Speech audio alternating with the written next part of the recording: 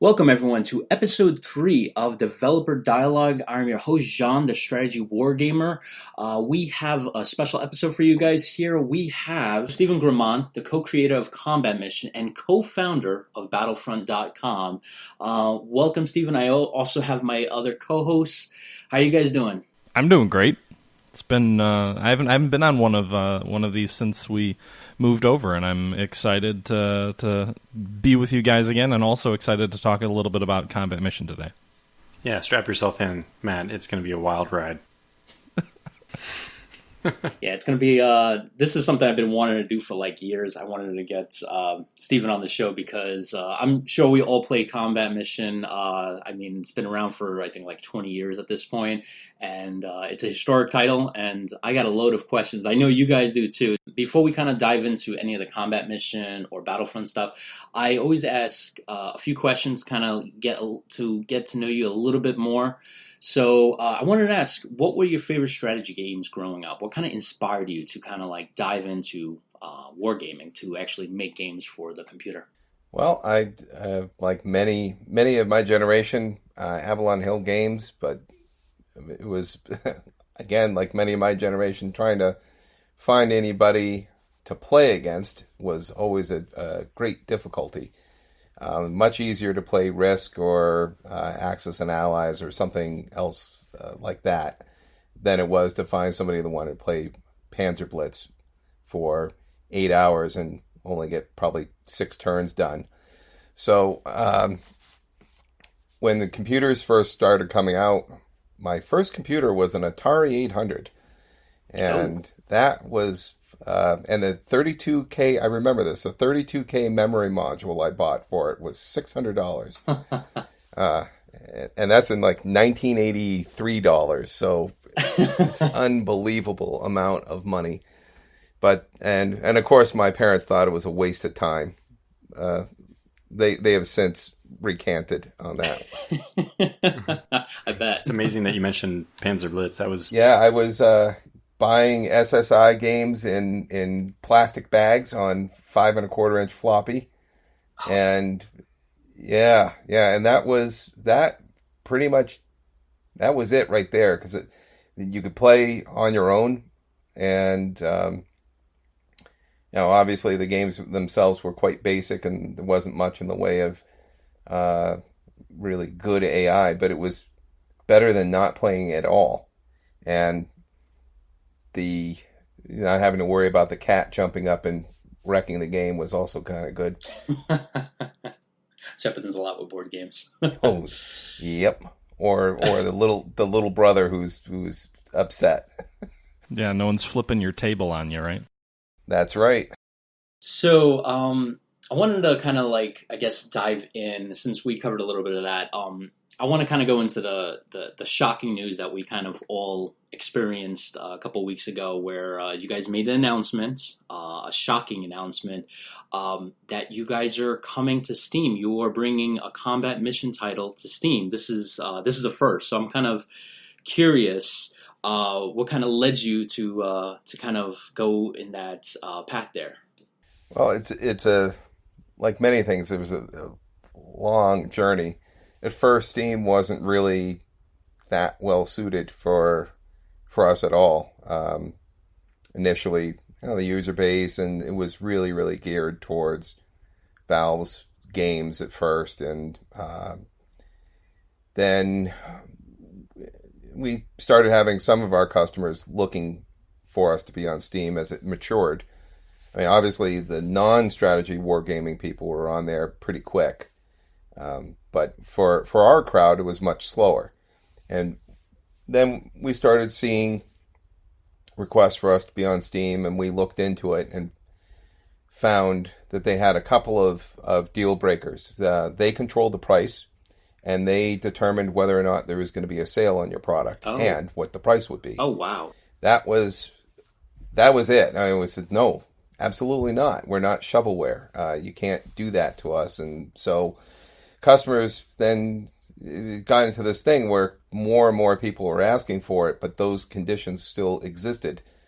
And we kept saying, no, there's just no way with these conditions. Well, I can't remember what year it was.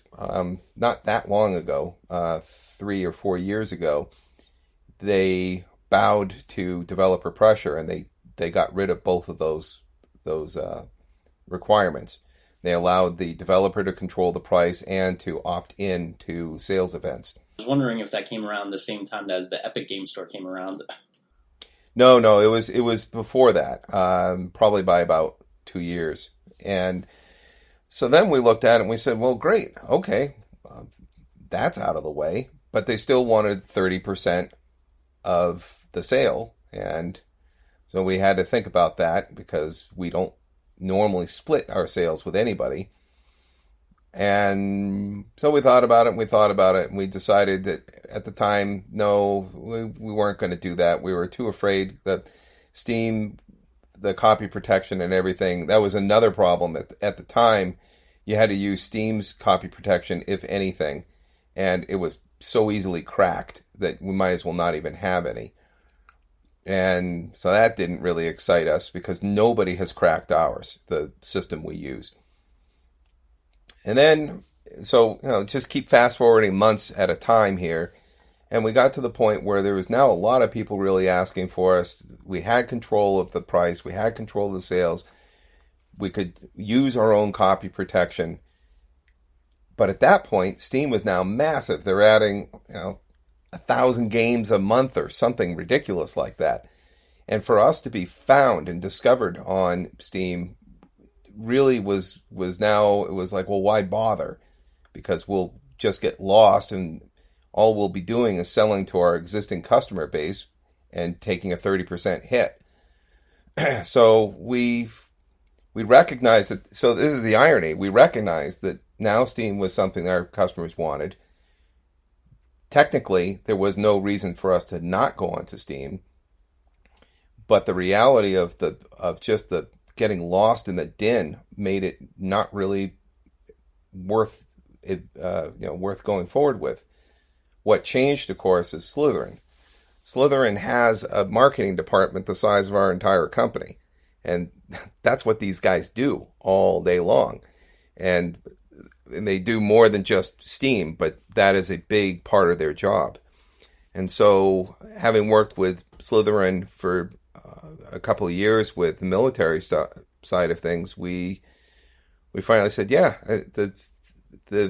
we're willing to move forward and take an experiment and see how this works. And even though we're going to be taking even more of a hit because now we have to split with Slitherine and Steam, but we still feel because of Slytherine's marketing ability that will all kind of even out and we'll come out ahead in the end. Yeah, I wasn't aware that you guys had a partnership before that announcement with Slitherine. I wasn't aware that you guys were actually working with militaries. Can you kind of dive a little bit more into that? Because I'm sure if I wasn't aware, there were other people probably unaware that you guys were doing that or had this partnership with Slitherine. Yeah, so obviously since the very beginning of Combat Mission, there was military interest. A huge chunk of our audience is active or retired military. We've got everybody from just the low end of the low, just in for their boot camp, all the way up to we know of at least one 4-star general who plays, and everything in between. And we had interest from militaries right from the start.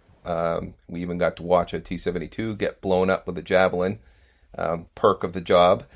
They were trying to court us and said, yeah, that will get us down to Alabama. But unfortunately, getting military contracts is extraordinarily difficult. And just the amount of paperwork, the amount of schmoozing, and the main problem is that the people who want to use it are not the ones that make the decision whether it gets purchased. So we have, we had a room full of colonels all saying, yep, we're on board with this. And they figured out a way around they did an end run around the military purchasing system using their petty cash drawers. And then 9/11 happened. And so all that money just went right to other things, as it should. And so then a few years later, the military got smart and they said, okay, the large scale units can make their own purchasing decisions. And this is not just for something like Combat Mission. It's also for radios and, backpack gear, stuff that standard supply might not be adequate for their needs. And so we started getting more interest in that. And then the 3-star general in charge of the program shut it down and said, nope, everything's got to go back through the old way. And if it doesn't go through this one department down in Florida, it ain't going to happen. So we did a couple of small military contracts, mostly site licenses, giving discounts to 50 or 60 seats. But then Slitherine said, hey, we're really ramping up this military contract stuff, and we're investing a lot of money. Do you want to come along? And we said, we got a contract with the British military for it's basically for U.S. customers. It's like DARPA, sort of.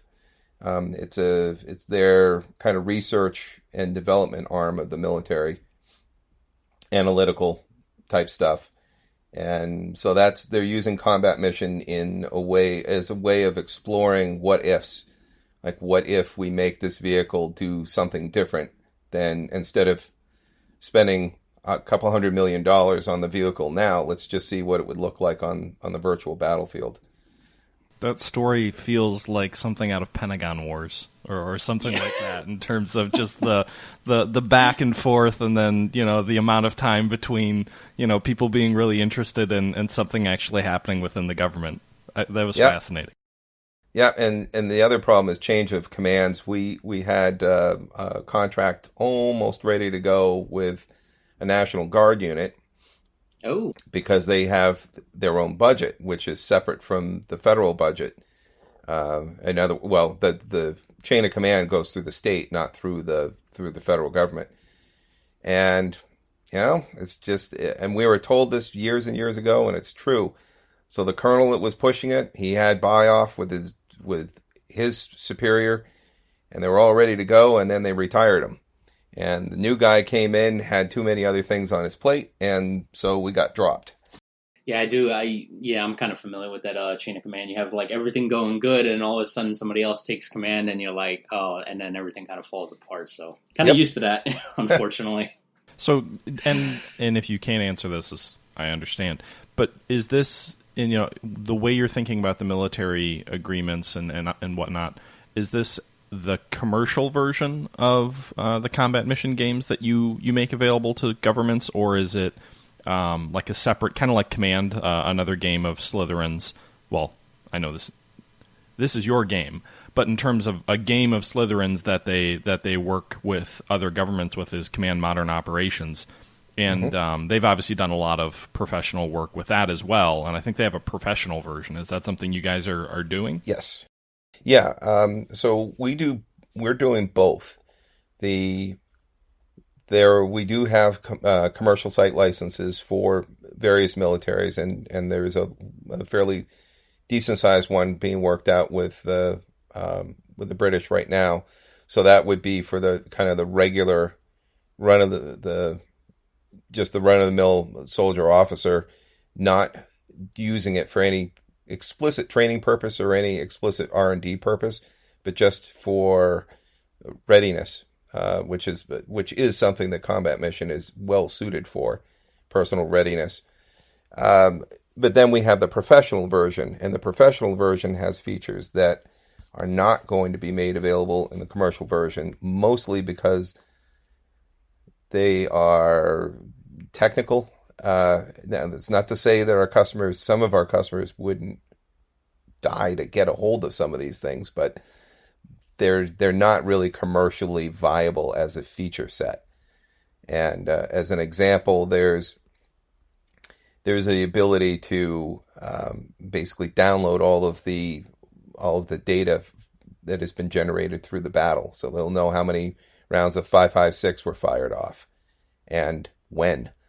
So, because all that has always been tracked in Combat Mission, but There was no reason to dump it because who in their right mind wanted to sift through that?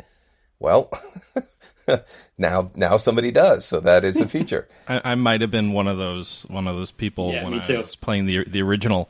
So I first came to Combat Mission when your first game came out, Beyond Overlord. I think I was 13 or 14 at the time. And I remember one of the really cool things about Combat Mission, for me and my experience of it, was the community that built up around it. Because you had, like, I remember reading people who were making AARs that were like newspaper articles that were talking about the war on the front. And I ended up doing something similar, except I was focusing more on like the logistical side of things. So I was trying to build like this back-end logistics for all the battles that I was fighting and building, and trying to build in, like, I know operations have a logistical side, but almost like creating my own little custom campaign with like divisions that I had set up, and it was a blast. But if you'd let me export all of that information, I'm sure I would find a use for it. Well, here's the shocker for everybody here is that I'm not a tactical wargamer. I've always been strategic, always. Oh, wow. And then when Charles and I got together, I mean, of course, anybody that's interested in operational or strategic level is also interested in the tactical. And it's just, I mean, how can you not be? Tanks, man, tanks. So, but that was the games I always played were they weren't always at the strategic level. For example, the old SSI games, Gary Grigsby's Kampfgruppe, I think I wore out the 5 1/4 inch disc on that one. So it's not to say that I never really did tactical war games as kind of where my heart lay, but it certainly was playing second fiddle to the strategic and operational stuff. Especially, not surprisingly, I was Eastern Front guy, and so when you're on the Eastern Front, you tend to be interested in the strategic level, just because there's no conflict like it in the world that we know of that has so much going on. So when we started doing Combat Mission, the tactical stuff was fairly new to me to get into it at that level, and I haven't regretted it at all. It's just I wish I could. Some part of me just keeps wanting to get back to a strategic level, and I don't know if that's ever going to happen. Well, if you guys are partnering to some extent with Slitherine, maybe you can just be, have some sort of plug-in the way they have Field of Glory when War in the East 2 comes out. You can plug your battles down to the tactical level. Yeah, always easier said than done. Oh, I know. Yeah. As something the military always asks, oh, can you hook it into such and such? Oh, no, we can't. Oh, but why not? It's so simple. Oh, but if you give us a couple $1 million, we'll try. So I think, we probably could take a little bit of a step back. I think there's a lot of people out there, certainly folks who probably listen to the podcast, who are very familiar with Combat Mission. But especially now that you guys are hitting Steam, and you'll probably be exposed to some people who haven't seen the games before, or have maybe seen them but haven't purchased them or whatnot.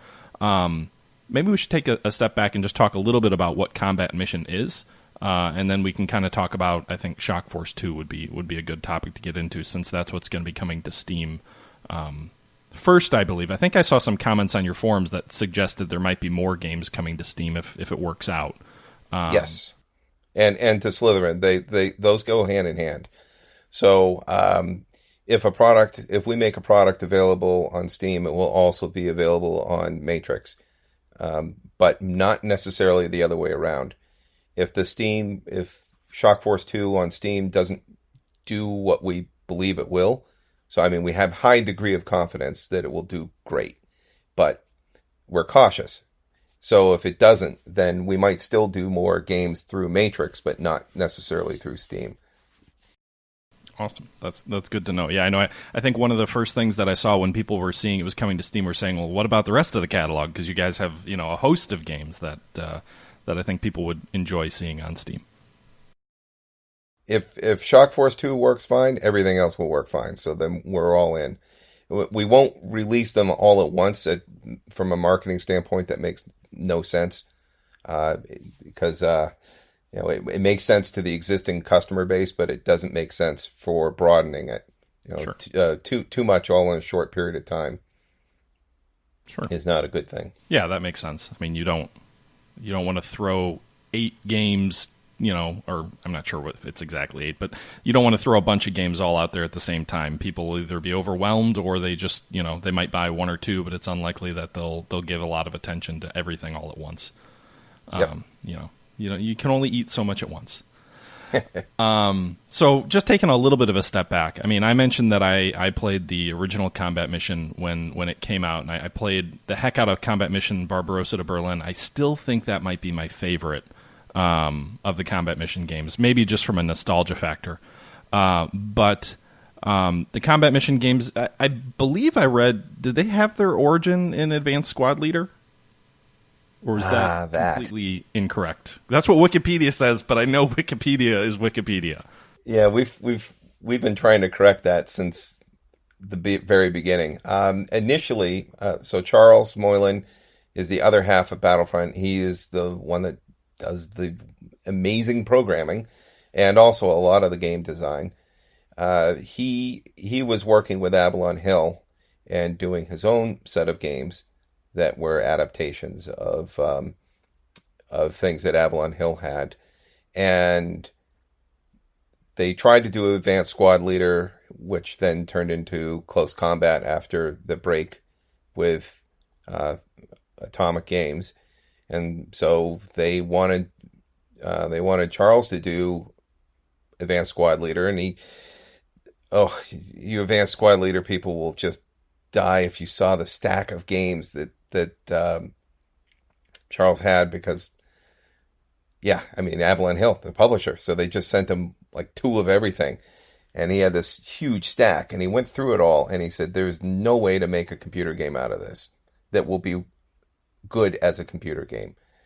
And what he told them is, I can make you a really good tactical war game, which you can brand as Squad Leader, but it will not be the because the mechanics were so specific to paper and dice. There's just no way you would want to replicate that in a computer. So the idea was to basically use all the research and everything that had been done for Squad Leader and Advanced Squad Leader and incorporate that into a new game system. And as Charles went through it, he realized that even all the research that was put into Squad Leader and Advanced Squad Leader was pretty much useless for translating into a war game that was more based on realism rather than kind of, again, paper and dice factors. So it was going to be Squad Leader in name only. And then Avalon Hill basically crumbled and fell apart. And that's where Battlefront got born from. And so did you guys know immediately that you wanted to do a World War II, like West Front Normandy type game, Normandy and Beyond? Yeah. Both of us had enough experience, and Avalon Hill, of course, had a lot of data to back this up, that the Western Front is the one that has the broadest, Western Front 1944-45 has the broadest appeal. And so with, this will give you a bit of an answer for Shock Force. The initial thinking we had was, well, we needed to go big or go home. So we went with Western Front first. And we were happy with that.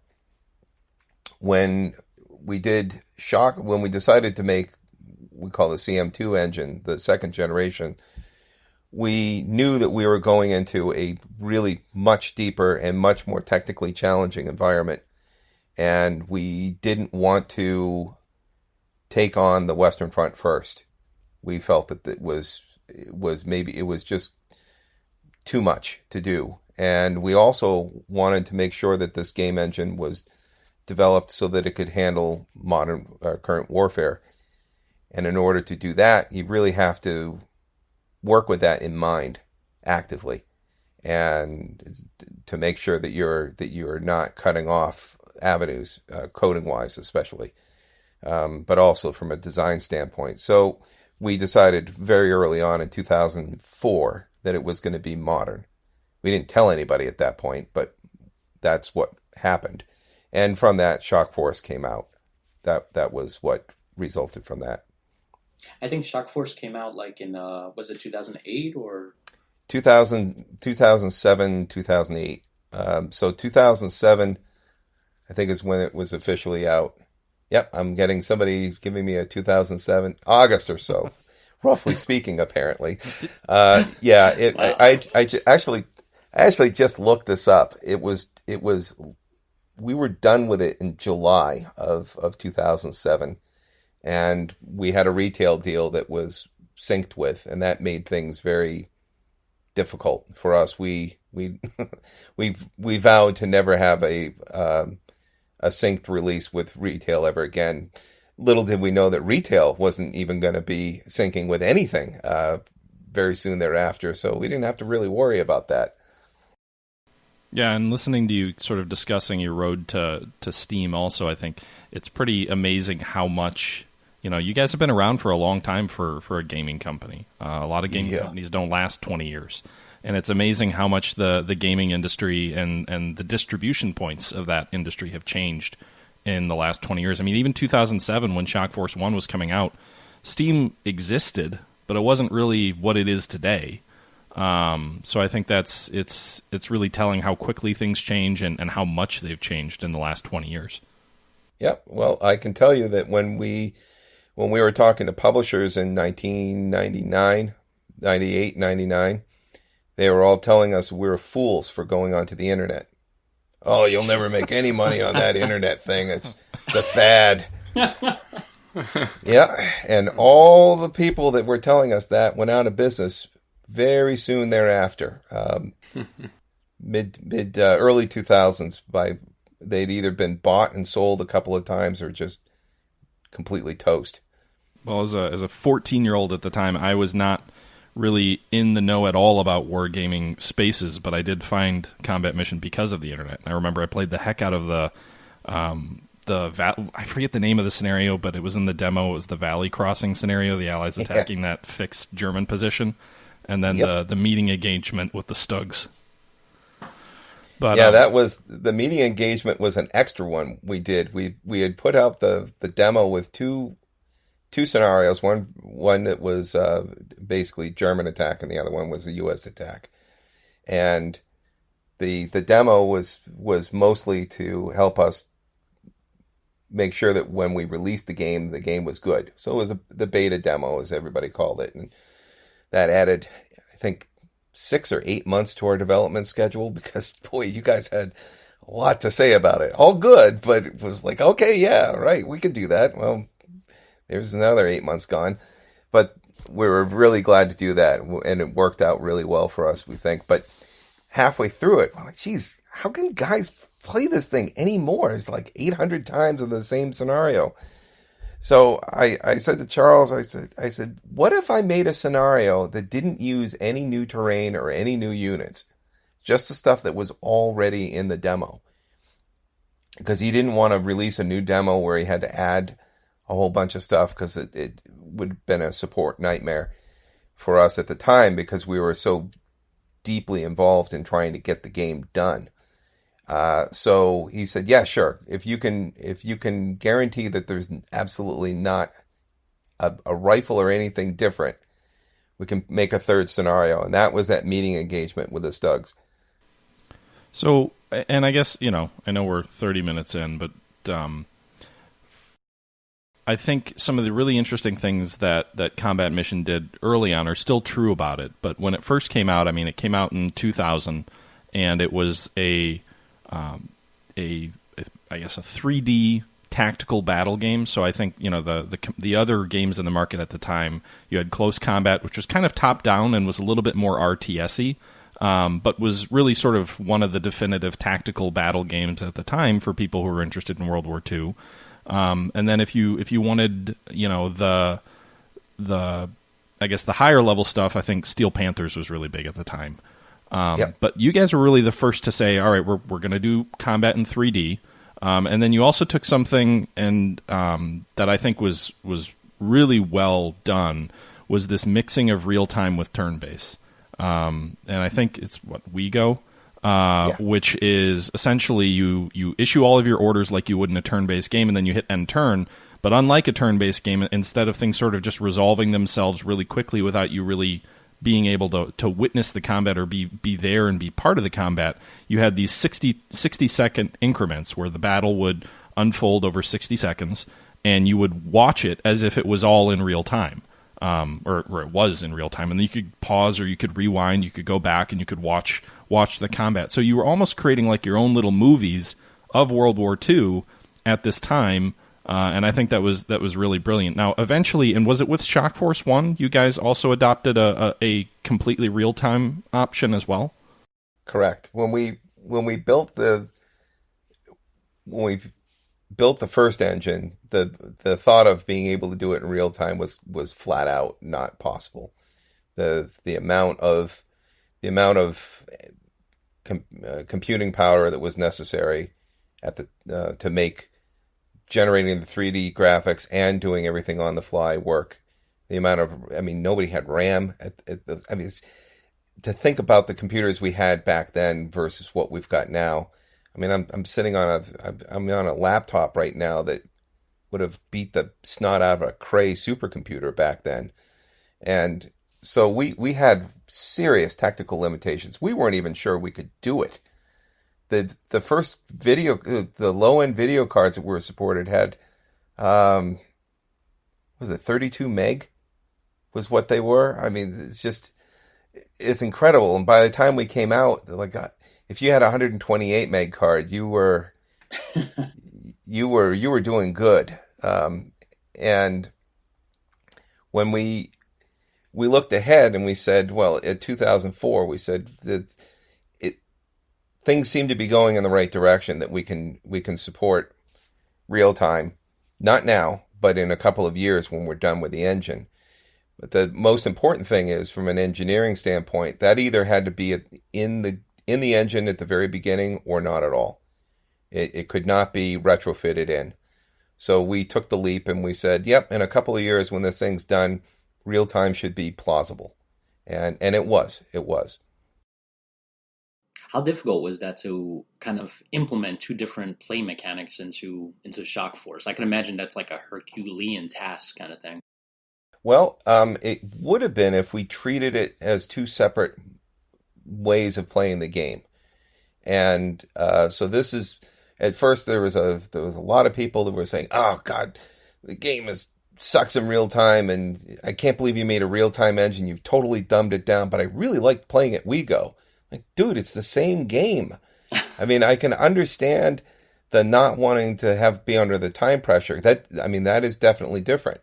But the underlying game mechanics was not RTS just because it was real time. It's the same exact game mechanics. And the only difference is that you can intercede whenever you want in real time. And in WeGo, you're locked in for 60 seconds. Other than that, it's exactly the same code. Now, from Charles's perspective, there are certain things that are really challenging in terms of resource management. So if you're in WeGo, theoretically you can load things and unload things without worrying about frame rate hit. For real time, you can't, or you have to have different considerations. So the idea was make everything work for real time. Don't compromise on the realism, but make it work in real time, and then add the pause features. And anybody that was around during the early beta testing, or it might have been early alpha testing, there was no WeGo version of the game we were playing.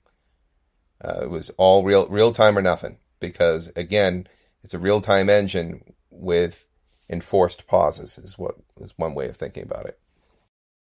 One thing that I was kind of curious, because you were mentioning Combat Mission. I believe it was, what was it, like 2010? I think one of the games that I purchased, I believe it was called Combat Mission Battlefront Normandy. And one of the things that kind of was I guess, unusual, because I remember the previous Combat Mission games that I purchased were all Windows, and I believe that one was the first one that you guys did for Mac. So did you guys, like, when you were building that engine, was that something that you included into that engine? How did the Mac version come about? Well, the funny thing was the original Combat Mission engine was written on a Mac and was ported over to Windows. But then when Apple moved from OS 9 to OS 10, they changed basically the entire operating system. And they originally told us that the 3D protocols that we were using were going to carry over to OS 10. And then, I don't know, about a year before OS 10 came out, they said, nah, that's not going to work. Your game will no longer function on OS 10. So, and we didn't want, the games were older by then, and we didn't want to rip out the guts and start over again on an old engine. So right now, you cannot buy, and haven't for a long time, been able to buy a Mac version of the first 3 Combat Mission games, because you'd have to be using a museum piece to run it. So when we went to make Combat Mission 2, we also said, yeah, I mean, our Mac sales were quite good, so we'll do both platforms.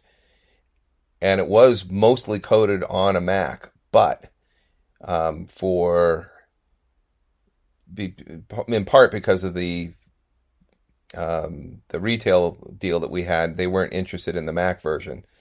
So we figured, well, let's just make sure that we get the Windows version working and all fine and good.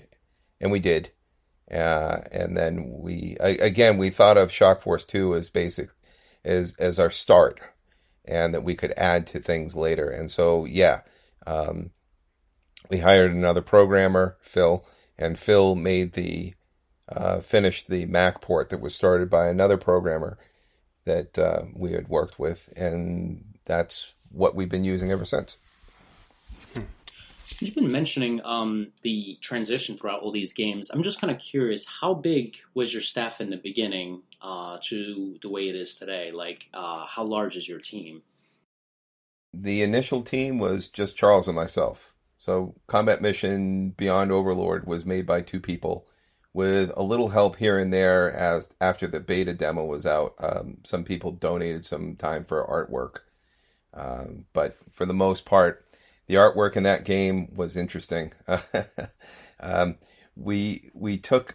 took 35 millimeter photographs of scale models at a big scale model conference down in Baltimore, or actually Aberdeen. And I took pictures of them top side, front, back, everything, put them into Photoshop, and I made them fit onto the 3D meshes. So I did all of that, and I am not an artist. So the first thing we did when CMBO was a success was we hired an artist, because it was pretty clear that my skill set had been tapped. We scaled up to, I think we were at 4 or 5 full-time people through Shock Force, and then we went to like 6. We've never gotten over 6 in terms of full-time paid positions. But I mean, if you add up all the contracting work and volunteer work that goes into it, I mean, it's easily another 3 or 4 people per title. And so you guys have been pretty prolific. There's a lot of different titles that sort of still continue to have ongoing support, which I think is interesting. I mean, you had Combat Mission Shock Force come out in 2007, and then I think you guys licensed Combat Mission Afghanistan out to another developer. We partnered with a Russian company on that, which is interesting because I don't think I've ever seen I haven't seen very many games that look at the combat that occurred in Afghanistan in the 1980s, which is the focus of that game. But then you guys came back to World War II, and you had a bunch of titles come out, from Normandy to Italy to sort of Operation Bagration, all over a couple of year period. And then you went back to modern. Can you tell me a little bit where Black Sea came out? Because it seemed like Shock Force was modern, and Afghanistan was a partnership, and that was modern. But then obviously you went back to World War II, and the timing for Black Sea is pretty close to when some of those real world events were going on with Ukraine, and obviously they still are. But when that all kind of blew up. Yeah. So if I can remember here, so we had Normandy was always planned to be our first World War II title, and it came out. And our second World War II title was going to be Eastern Front, and that was planned out. So by the time that you guys got first crack at Normandy, we were already hip deep into Eastern Front, because the way that things, the slipstreaming of stuff, all the artwork and things this is very typical in a game development company, which is you have this huge rush of making artwork, and then that's over, and the game still needs months or even a year to be programmed. So the artists are sitting around with nothing to do, so you get them working on the next project. It's kind of like a pyramid scheme for the artists. They're always paying forward. They're always doing the one that's coming up. And so if the rug ever gets pulled out under the game, there's usually a whole pile of artwork that nobody's ever seen. I worked for a subsidiary of Sierra Online for a few years, and we had, I think it was something like $800,000 worth of artwork done for a game that got canned. So yeah, that came out of my paycheck. I was real happy about that. It wasn't even my game. That wasn't Civil War Generals 3, was it? No. I was a producer for Civil War Generals 2. What? Oh man! Yeah. Oh, whoa! Yeah, and that one went really well. The development was interesting, but from a sales standpoint, that kept impressions going for quite a while. Okay, I'm sorry. Yeah, that was. So I think if you listen to Jean talk, or even myself, I think that's one of our favorite games of all time. Oh yeah. Yeah, that was it was an interesting group of people to work with, and it was great. I actually stayed on to finish that, even though I moved out of I was moving out of the area, and I stayed to make sure that the game was complete and done and out the door, instead of just saying, "Hey, see you later, guys," 2 to 3 months before it was due to be released. I gotta ask, because it's on the tip of my tongue, and it's was there ever any talk about Civil War Generals 3? Because that was always a question I had for decades at this point. I'm sure that there was at the time, but that would have been pretty much the assumption with all game companies is that if the game succeeds, you make a sequel. And one of the things we never really liked, Charles and I never liked about most of the game companies, was many of the games were barely different, and they would just throw more units or a different front end, and the engine would stay pretty much the same, but then they would charge $40 or $50 for it. And we looked at that and said, well, there's parts of that model that work, that we think are good, and then there's other parts that aren't. And where it really got perverted with many of these companies is they would have like the gold edition and the extra special gold edition, and there was like nothing different about it. And so I'm sure that Civil War Generals 3 was at least thought of as that, whereas Civil War Generals 1 to Civil War Generals 2 was an entirely different game engine. We started with the old game engine, and it was so badly programmed that we had to and that's not uncommon, by the way, for a first generation game. But no, the games that I'm talking about, that the artwork didn't get used for anything. I have T-shirts with the games on them, and the games never saw the light of day. Well, I don't remember where that was where did that come from? Oh, team size, artwork. Yeah. So anyway, we moved on from, to get back to where we started with that. We were already doing Eastern Front before we finished the Western Front. And before we finished Eastern Front, we were working on both Black Sea and we were working on Fortress Italy. And Fortress Italy, I'm still not sure how we did it, but we managed to make sure that nobody knew it was coming until it was done. Yeah, no, that was a big surprise when it came out. Yeah, we didn't breathe a word of that. But we were talking about our next game being modern, and we started working on Black Sea officially, I think, in 2009. Again, like with Shock Force, we only had a loose concept of what it was going to be, and that firmed up in, I think, 2010, 2011. So still before Russia invaded Ukraine. And yeah, I will say Italy came about because somebody decided to fund it. An anonymous person said, "I really want to see a game in Italy," and we said, "We really don't want to make one." And he said, "Well, what if I give you money?" and we said, "Keep talking," and so yeah. Yep. It sometimes helps to have very rich customers. That's like the dream that I think a lot of gamers have with winning the lottery. It's like, oh well, I'll just pay people to make the game I really want to make. It can happen. I can tell you that. So we Italy would not have happened if it weren't for this individual who funded it. We're really happy we did it, but we would have just spent our resources on something else. And at the time, because we were dedicated to making what became Black Sea, we really didn't have the capacity to make two games at once. So largely what that infusion of cash did was paid for somebody that we wouldn't have wanted to have kept on payroll.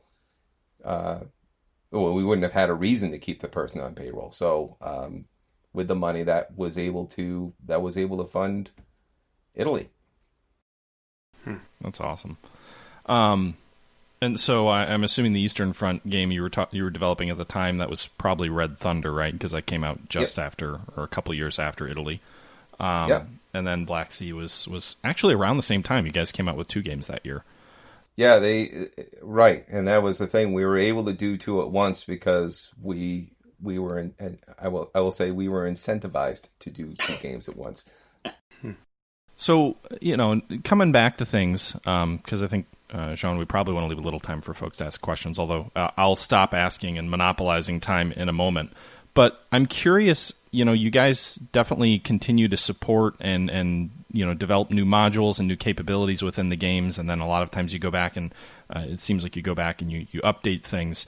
Is it tricky when you've got so many games that are kind of in life, if you will, as the modules kind of continue to get updated? I mean, you guys don't have a huge team. That's got to be a fair bit of work to have games living, post-launch while you're developing new games, and you don't have a ton of people to do all of that. Yeah. Without our testers, we'd be screwed. Because, some of these guys have been testing for us for 14, 15 years. And quite a few of our testers that are really still pounding on things right now were with us in the alpha days of Shock Force. So they've got a lot of institutional knowledge, and that helps a lot. And they also participate in the forums, so they've got a real finger on the pulse of what people are thinking. But it is very difficult to produce even patches for multiple games at the same time, because you have to do all the testing procedures for each one individually, and each game is different. I've been, in particular me, over the years, I've been consolidating all the tables of organization and equipment to be the same for each game. And that has been a mountain of work. And then you get somebody says, yeah, well, okay, you have this and that type of unit for the Eastern Front, but it never saw service on the Western Front in that version. They took this out and put this in. Oh, okay. And so you have to track all that stuff. And it's because we care about it. I mean, we could easily say, well, we don't care. But we have a reputation for caring, and we think we should care about caring. Yeah, and I think that was always one of the things that I loved when... I think one of the things that, especially early on, really, really stood out, and it's still true, with these games, was the ability to create your own scenarios and just dive in and see the sheer vastness of unit types and, infantry squad types. And you could literally build, and people did, build thousands of completely unique scenarios that all felt interesting and challenging in their own right. I remember there was someone who made a series, I think, of 8 or 9 scenarios that followed like one specific unit's campaign through Cherbourg after the landings in Normandy, and this was in the original Combat Mission. And the fact that someone put the time and the effort to do that and put together their own little mini campaign, basically, I think was a lot of fun and really set it apart. There was a scenario depot that I used to go to that literally had thousands of scenarios you could download through the internet. So it's a good thing that internet thing wasn't such a fad.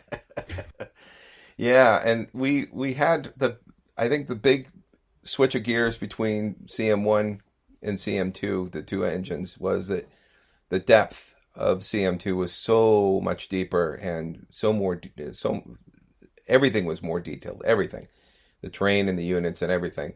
And at first, people had an adjustment shock because they like, well, I'm used to having all the forces of 6 different nations thrown at me at once, and now you're saying I've only got access to 2. And I said, yeah, but there is more stuff in these 2 than in all the 6 combined from our side, from the data and artwork side. And it's interesting to see that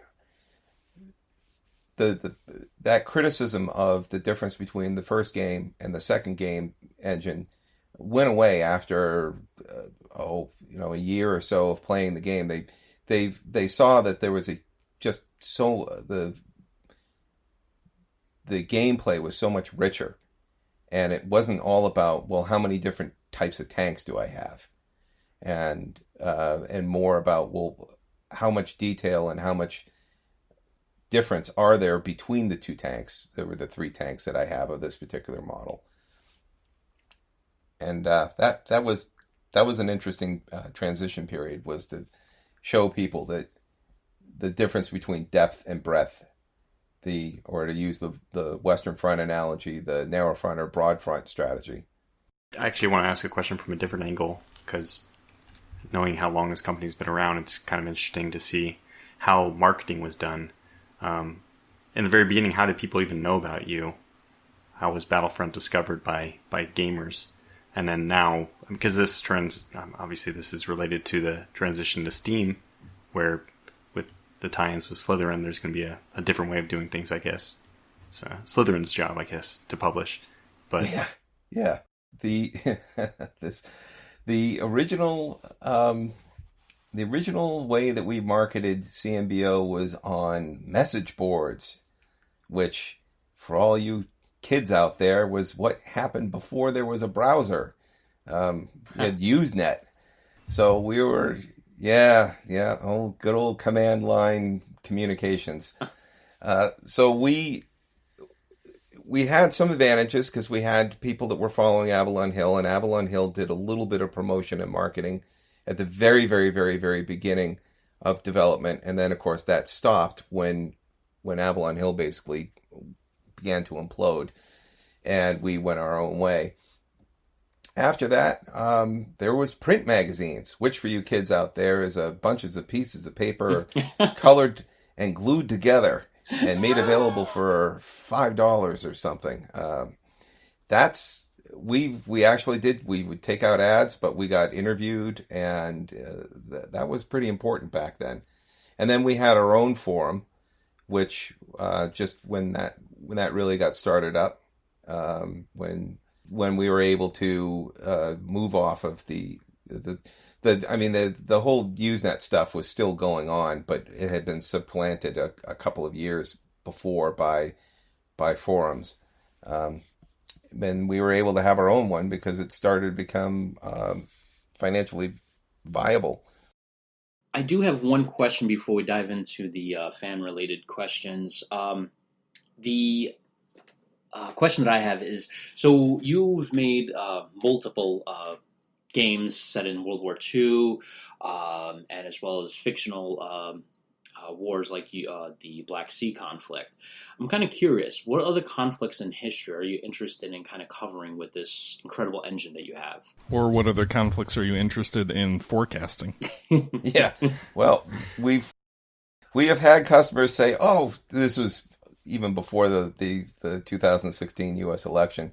People saying, "Oh, you should do like a modern U.S. Civil War." And, please no, and we said absolutely not, because we've done 2 modern games and both of them turned out to be. The first one was not, Syria became obviously a conflict zone, but not the way we envisioned. Whereas Black Sea became a conflict zone exactly as we envisioned, and so apparently we're getting closer to being Nostradamus, and people were saying, "All right, why don't you do a game about Iran?" And we said, "No, we don't want to do that." I don't know. For modern, I'm not sure that we would do another historical what if scenario. Certainly for what we're doing with the militaries, they don't care. They just want to see the hardware mashed together. And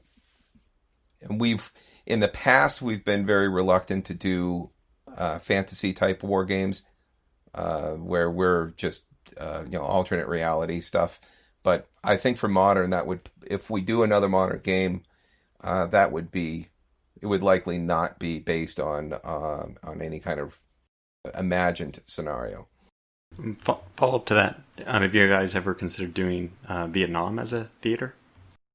We have. I mean, it's certainly been requested of us as something to do, and we've always felt that it would be difficult to pull off as a commercially viable game, and that would be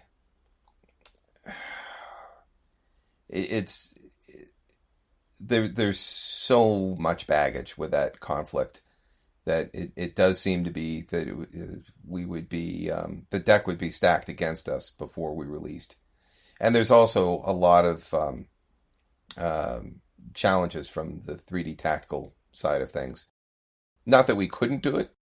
I would be interested in playing Vietnam. I do wonder if it's, I think the beauty of Combat Mission is the mixing of combined arms and the use of tanks and whatnot, and depending on where you were focusing in Vietnam, you could definitely have that or not at all. Also, the mobility factor of helicopters and how you'd bring that into play would be an interesting challenge. That's the big one. Is that the air support element in any kind of Vietnam scenario that you can think of how could you not have helicopters dropping guys off? You can't.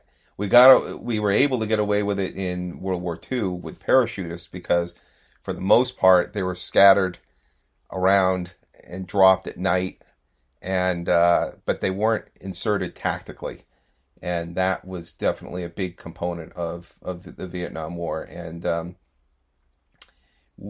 what changed since then was that the vulnerability of helicopters was so readily apparent, especially after the Mogadishu Black Hawk Down, that really it's special ops only that go screaming in and drop right into the middle of a combat zone like that. Well, there you go, Combat Mission Spec Ops. That's your next modern game. So let's dive into a couple of the fan-related questions. I actually will start with Captain Miller on the chat, and it kind of relates to the question we just went around. He mentioned, has any thought gone into some of the Bush wars during the Cold War, such as the Anglo-and Bush wars, the Arab-Israeli wars? We have not considered any of them to be something that we would want to do. The Arab-Israeli war is probably be the closest, just because there's a large amount of hardware involved, and as much as CM is focused on infantry combat, it does seem to be difficult for us to envision a game that doesn't have tanks and other armored vehicles being playing a very prominent role, as opposed to many of the Bush wars. The tanks were there, but they were more as a support element. I have Commander Ski wrote, "Can you give us an idea of when Fire and Rubble will be coming out?" Yeah, well, have to apologize for that being as late as it is. We've had a number of reasons for the delay, and one of which being, I don't know if any of you guys have talked about this pandemic thing amongst yourselves, but that threw us off a little bit. The military contract took up more time than we were expecting, especially because we thought it was over and they renewed it or asked us for more stuff.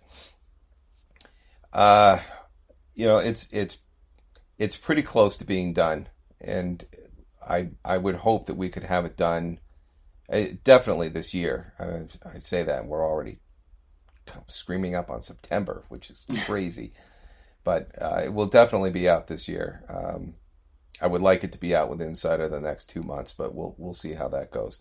Oh, another thing that delayed us too was the long overdue patches. And you asked the question earlier about the impact of having so many games out there that are actively supported.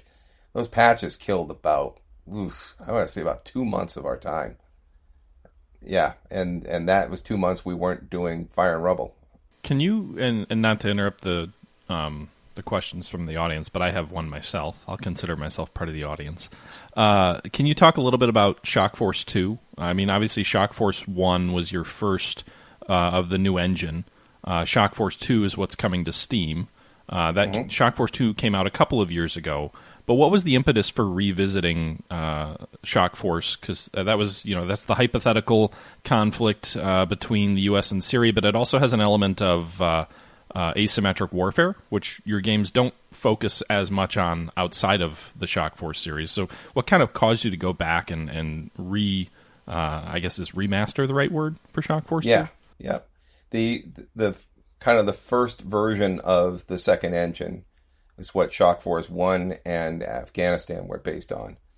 And we did such an extensive rewriting of core components of the game engine to make Normandy that we basically had a divergence. So the Shock Force 1 was really a different game engine than effectively from a code standpoint.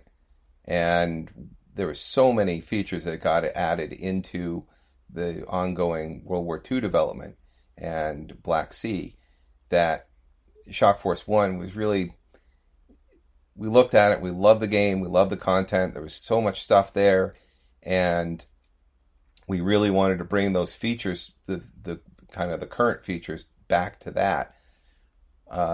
However, it wasn't as simple as an upgrade or a patch. I mean, it was, I think we spent a year on it, and we had to redo all the models, we had to redo all the artwork. That's how much the engine had changed. So right now we're using what we consider the fifth generation of the CM2 engine, and so there's the first one, which was Shock Force 1, and then 4 subsequent versions of it that have come out since. So we just didn't want to. We like carrying the games forward, and Shock Force 2 has such a rich environment, and as you said, it has the asymmetric warfare element that the other games don't have. So that's why we brought it forward, and we're really glad we did. Sales of CM2 have Shock Force 2 have been as good as pretty much any other game, and the game was already out and it had already been out for 5 years. So that tells you something. Did you, and this is a question from Halloween, did you have a favorite Combat Mission game to work on? Ooh, to work on. Or just to play? As an East Front grog, definitely Red Thunder was the game that I was looking forward to, and just from a personal interest standpoint. I got to say though that some of the stuff we did for Italy was some of the most interesting because it went back further in time than any of the other games. 1943, and the early 43 period was using a lot of 1942 stuff. So that was a lot of fun to have Italian tankettes running around, and you could just basically break them with some pointed words. That was fun. I do have another question from Halloween. He wrote, why can't maps be officially transferred between games of the same engine? Aha. That has to do with coding, and essentially the map format has basically, think of things with slots. So each of the pieces of terrain takes up a slot, and the format to keep it efficient from game to game, because there's a lot of data that's stored in there. The map formatting for Shock Force, for example, that was another thing we had to completely redo. It's a subset of terrain that you won't find in Normandy, and Normandy has a subset of terrain that you won't find on the Eastern Front, and the Eastern Front has terrain that isn't found in Normandy, and Italy has a whole bunch of terrain that's not found anywhere. So essentially, we have been able to move maps back and forth between them by hard coding things. It's very delicate, and but it gave us a big jump on, say, the quick battle maps. But it's fragile, and it still needs people to go in and finesse it. So it really has to do with that, going back to the roots of the engine, where it was trying to keep the map format as efficient as possible.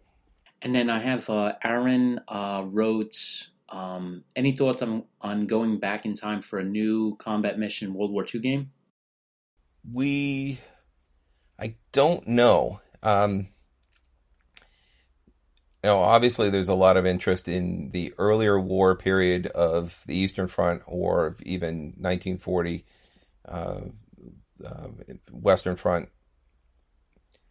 And then you got crazy people that want to see like Abyssinia. I don't know why, but I don't. That was an Africa Corps though, wasn't it? Well, no, we cut it just shy of that. We started right after, but immediately we said, okay, we're going to cover everything all the way up to 1945. Yeah, but what about 1932 when the such and such and such? Yeah. Yep. So I don't know. I wouldn't rule it out, but right now there's nothing I can announce now anyway, and that's not a hint. Maybe a T-shirt that we can get a picture on, maybe post it on Instagram. Yeah. I do have one or two questions since we kind of went over most of the questions from the fans. One question I always had, and I guess this will be my final question, and then if anybody has, Matt or Eric, if you have final questions, you can ask them after. Since you guys have a partnership with Slitherine now, for the consumer space, is there any thought of incorporating Slytherine's PBEM Plus multiplayer system into Combat Mission? We have not looked into that.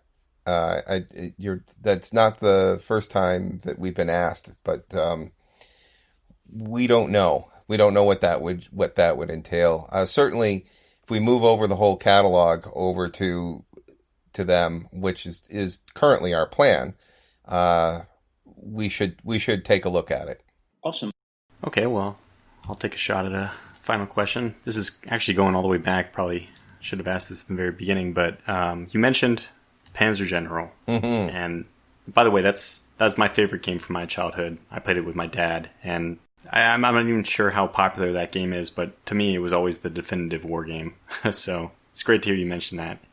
That leads me to this question: what drove you to do like gaming as a career?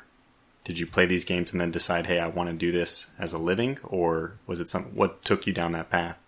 Yeah, well, I having started playing computer games early on, and went to college and got a degree in history, and oddly enough, spent a lot of time on military history. I fooled around with game design the whole time. Having no programming skills was definitely an impediment. So when I got out of school, I did start up my own game company, and I managed to make one game, which is more than most people who just come out of the blue and try doing it that young. But it's retail, and so I got crushed like everybody else did. Then the wonders of retail. I'm not really sorry that they're going on, that they've gotten hammered. I mean, they place an order for, say, 2,000 units, and you pay, have them built, you ship them, and then they sit on a pallet somewhere because they don't feel like selling it. And then 10 months later, they send them all back to you and say, yeah, we're not paying you for them. So, yeah. It's funny. David Heath was on the last Developer Diary, and he said the exact same thing. So it's a very consistent picture we're getting painted for us. Yeah, exactly. So I would say that for me, I was driven into it from a very young age, and I feel very fortunate that I met Charles when I did, because I was working in the corporate gaming world, and that is not something I miss. There was a lot of great people, and we did a lot of great things, but holy hell, what a pressure cooker. And of course, your own personal freedom to design and do things is greatly limited and constrained by factors way outside of your control. Like the CEO of the company coming in from out west, and you're making your presentation for Civil War Generals 2, and he says, yeah, but I think you should make it real time. Oh, okay. So you do realize that that's going to add 2 years because we're going to have to redo it. Oh, but can't you just make it continually go? So anyway, I'm glad I don't have to do that anymore. I do think it's interesting that came out around the same time as Sid Meier's Gettysburg, and they're two very different approaches, but I think you still see the influence of both of them. Even if you look at like Ultimate General Civil War by Game Labs, like there are elements of that game that if they weren't inspired by parts of Civil War Generals 2, I would be very surprised. But then there's also, a lot of the key pieces of it are definitely inspired by Sid Meier's Gettysburg. So it's almost like a merging of the two. So I think it's interesting that you see games that have been out on the market for over 20 years still influencing game design, to this day. Yeah. My last question that I have is taking us back a little bit, but I'm curious, you've got Combat Mission Black Sea, you've got Shock Force 2, and then you've got, the World War II titles.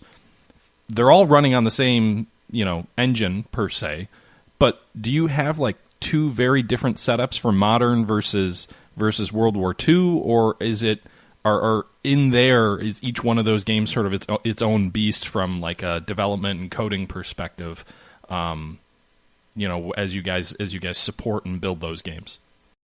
It's a mix of both. So a lot of the framework of the game is the same. So when you double click and it launches, that's obviously the same code. It doesn't care what time frame it's in, and that is a huge chunk of the programming, is just getting the thing to load without blowing up the computer that it's on. And then you have a whole bunch of things which are the same, which is user interface of clicking on things and right-clicking on things, and all that mechanics is the same. And then a lot of the basics are the same. For example, the attack AI behaviors. Those things are all weighted on things that are kind of timeless. Like, well, how much firepower is coming in? What do? Do I duck? Do I run? Okay, well, it doesn't really matter if somebody's peppering you with an MG42 or peppering you with Mag 58, or it just doesn't matter. It's how much lead is coming at me, and do I really want to stick my head up? And so even a lot of that stuff is the same.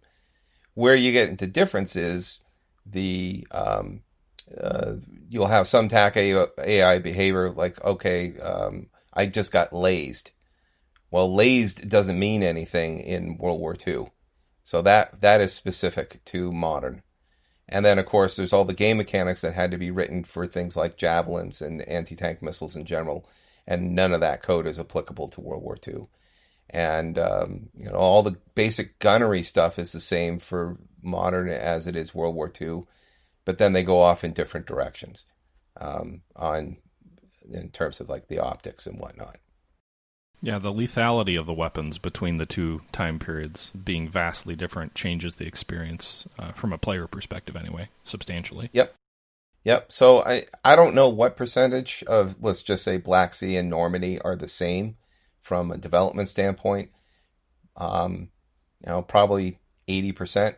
But each game that we put out, even if they're 2 World War II games, the amount of time that we have to put in to get all the units right, to get them functioning correctly, to deal with the idiosyncrasies of that particular front, it's pretty much the same from one release to another. So just because we did Normandy didn't really mean that Eastern Front went any faster once we got the basic stuff programmed. There's so much that is just about playing the specific units that you have and the terrain that need to be focused on, and the oddities with the individual forces, like putting the Italians in, really was difficult because their squads were like platoons, and that was really tough on the system. Yeah, but they didn't really have tanks.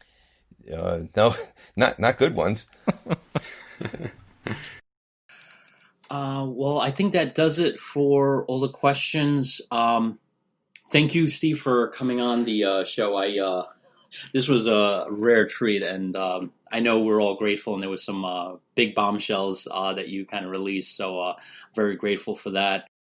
Thank you so much, Steve, for joining us. This was a really interesting interview. Yeah, it was fascinating for me. I'm always, maybe more than some others, but I'm always fascinated to hear sort of the behind the scenes, like business side of things. I think, especially in the wargaming space, we rarely hear that kind of stuff, right? Like the logic to you guys coming to Steam was really interesting, and you just don't hear that from the kind of studios that you guys are. Sometimes you might hear about it in newspaper articles or whatnot, or newspaper articles, like wherever for like a AAA studio. Yeah, right. But the wargaming space is a little bit different. So I appreciate you sharing that with us. I had a great time talking to you. I really appreciate you coming on. Shock Force 2, by the time this will go up, will already be available on Steam. So if this is something that folks are listening to, sounds interesting, maybe you don't have it already, obviously check it out there. But I just want to say thanks again, and if there's anything else you want to leave us with that you didn't get a chance to talk about, Steve, please leave us with that.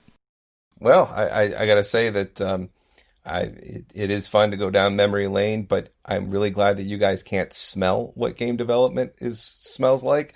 It's not good. It is just not good.